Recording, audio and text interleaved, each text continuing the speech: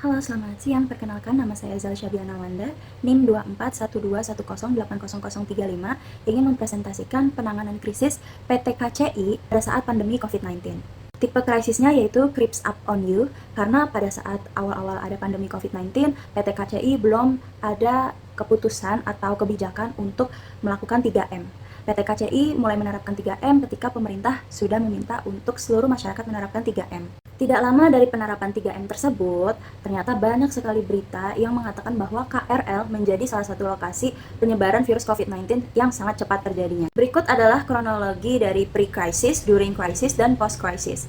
Untuk pre-crisisnya, beberapa bulan pertama viralnya isu virus COVID-19, PT KCI belum memiliki tindakan apapun yang menjadi upaya dalam menghambat penyebarannya.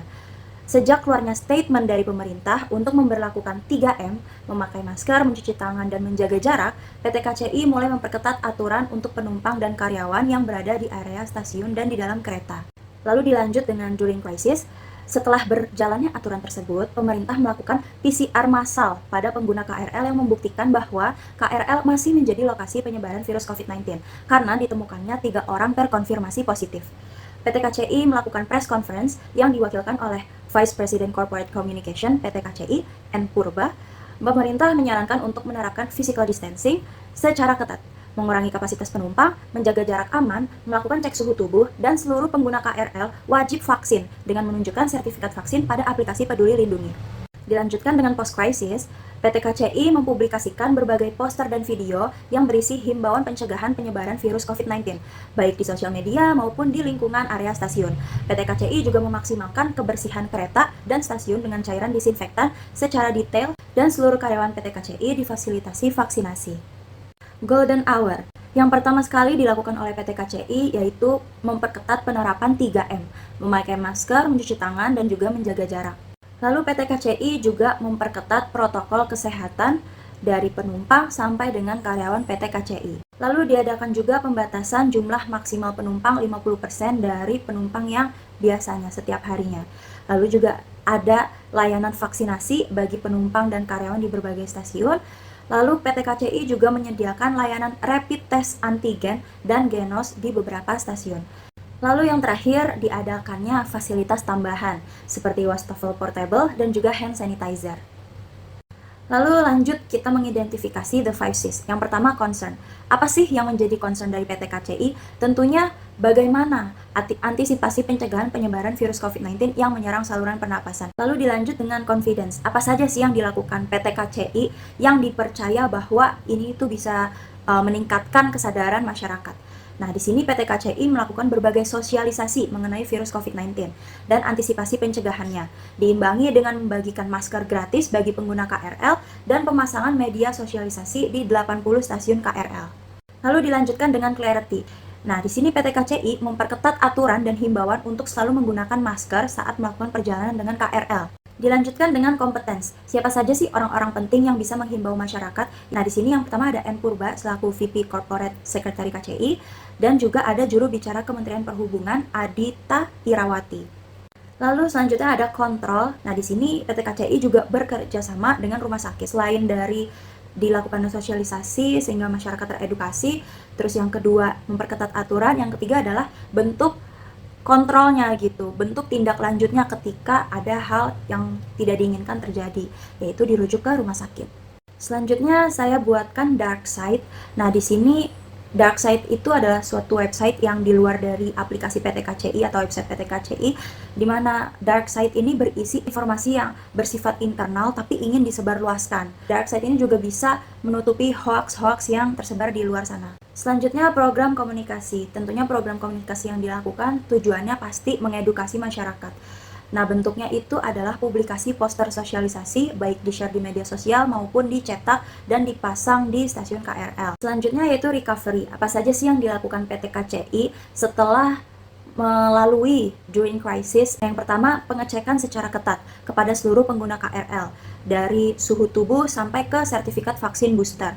Yang kedua, menyediakan pos kesehatan yang tersebar di 30 stasiun KRL dan memfasilitasi RS rujukan. Yang ketiga, memaksimalkan kebersihan KRL dan stasiun dengan cara rutin membersihkan lokasi dan benda yang sering disentuh pengguna KRL dengan pembersih dan disinfektan. Yang keempat, melakukan pembatasan tempat duduk untuk mendukung pengurangan jumlah penumpang. Selanjutnya yaitu Role of Public Relations. Yang pertama, identifikasi. Nah, di sini PR harus mampu mendeteksi sinyal bahaya sebelum menjadi masalah besar. Selanjutnya yaitu mencari solusi dan mensosialisasikan. Nah, di sini PR harus melakukan balancing narrative, yaitu menyuarakan narasi-narasi positif ke publik agar isu negatif dan positif dapat seimbang. Yang ketiga adalah mengembalikan citra baik. PR harus menyusun strategi respons dan mempublikasikan ke publik isu-isu positif yang perlu diketahui. Selanjutnya yaitu warning sign. Yang pertama, adanya insufficient information atau kurangnya informasi. Yang kedua yaitu loss control. Nah, yang ketiga ada panic.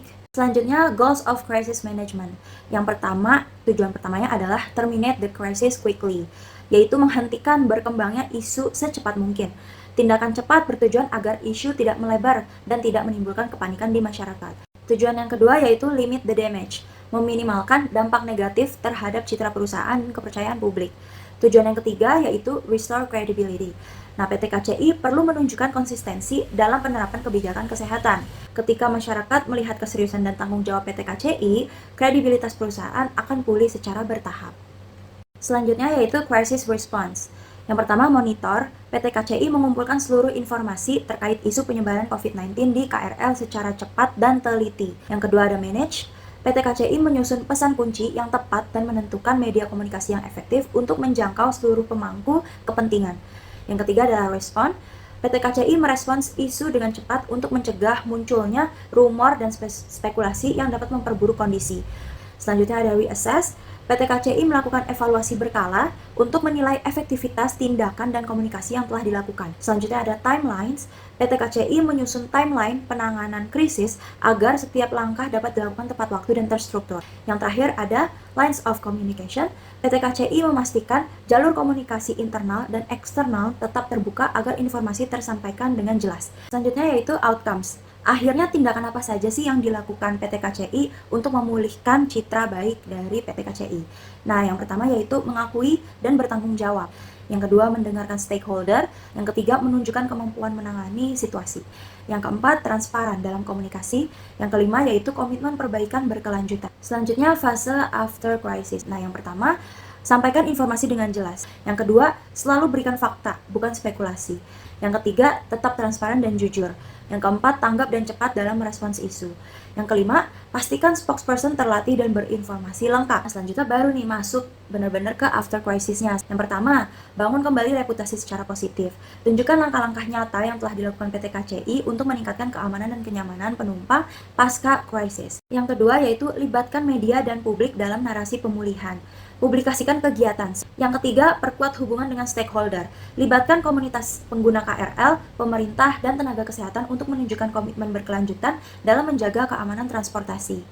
Kesimpulannya adalah di fase pre-crisis, PR seharusnya sudah bisa mengidentifikasi dengan cara memonitoring media, info-info negatif mana atau isu negatif mana yang sepertinya ini berpotensi berkembang dan juga akan berdampak bagi perusahaan. Di fase pre-crisis ini seharusnya PR sudah mulai memanfaatkan golden hour, yaitu momen di mana krisis ini belum menjadi besar, seperti dengan cara menentukan hal-hal apa saja yang dilakukan PT KCI untuk mencegah masyarakat berspekulasi negatif tentang PT KCI. Jika krisis ini sudah berjalan atau during crisis, tentunya PR harus segera menyuarakan apa saja sih upaya positif yang sudah dilakukan PT KCI dalam menangani tersebarnya virus COVID-19 di area KRL. Lalu setelah krisis ini sudah terjadi dan akhirnya sudah mulai mereda, nah disinilah momen recovery.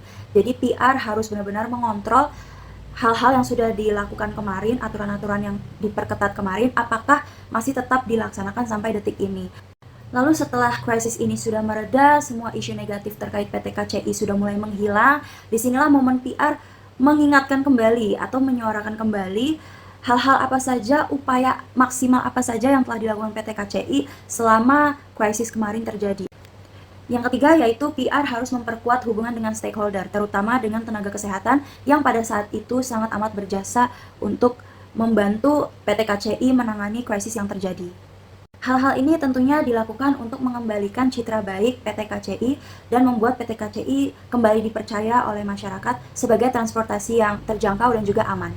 Berikut sumber informasi yang saya ambil.